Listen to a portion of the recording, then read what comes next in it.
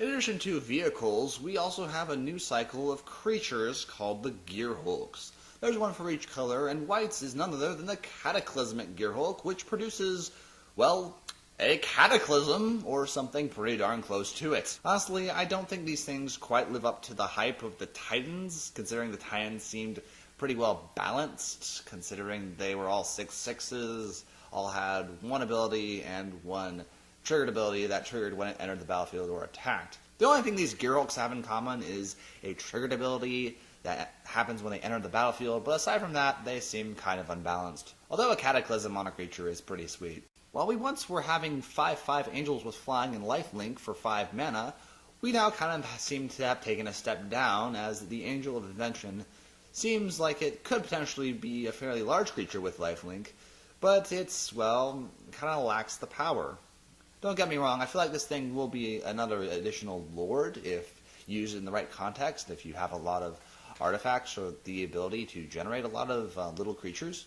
However, I feel like a 2/1 angel for 5, although despite the fact that it can distribute power amongst all the rest of your creatures, just doesn't seem strong enough. When's the last time you wanted your Baneslayer Angel to die from a gut shot? Having a 4/3 is nice, but if you're playing Modern, Lightning Bolt is kind of a thing, and then again, Incendiary Flow is kind of running around in Standard at the moment.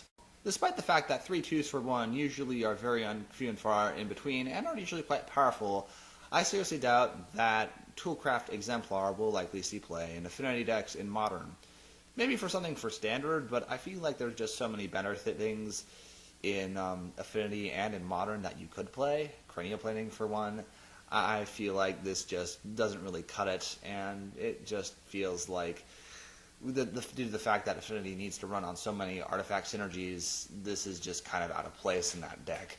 While 5 mana Border Wipes really aren't that special, Fumigate kind of changes that just a little bit. I actually like this in the fact that if you have been struggling for the first 4 turns of the game against the aggro deck with their horde of creatures, this is nice as you'll destroy those creatures and gain some life out of it. It's kind of a nice trade-off in a sense, although I really do think we could have gone with a 4 mana board wipe. There's just so much board wipe hate in Magic these days, it's just not even funny. Speaking of gaining life, Soul Sisters may have a new tool in effect called Authority of the Councils. This enchantment makes it so that your opponent's hasty creatures stay tapped for a turn they enter the battlefield, and it gives you more life as they enter the battlefield. Of course, you may be better off playing Soul Warren or something else if you know your opponent doesn't run creatures whatsoever, but getting your opponent to kind of filter their hasty attackers into a funnel for a turn is pretty nice, and especially if you know that your opponent runs a lot of swarm armies as well, like tokens or goblins. At first glance, Captured by the Consulate kind of seems like it's just 1/2 of a pacifism for 4 mana, which kind of stinks. But then you realize if your opponent is playing a lot of spells that really target creatures like pump spells or auras, then they'll have to put them all on the creature that they have that on. So essentially, this may actually be okay if you have a way to protect it against decks like Poison or something of that nature. Unfortunately, it doesn't work against hexproof decks, which is kind of wacky. Because I feel like Wizards is kind of grasping at straws here, we have a 3rd Lord already into our review.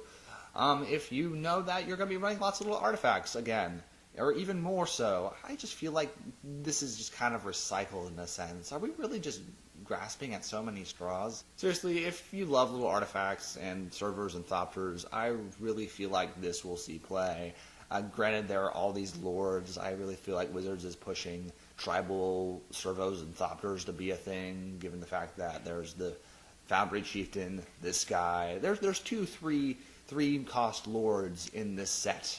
Speaking of which, here's a token spell that even gives you the artifacts that you need for Master Trinketeer to pump.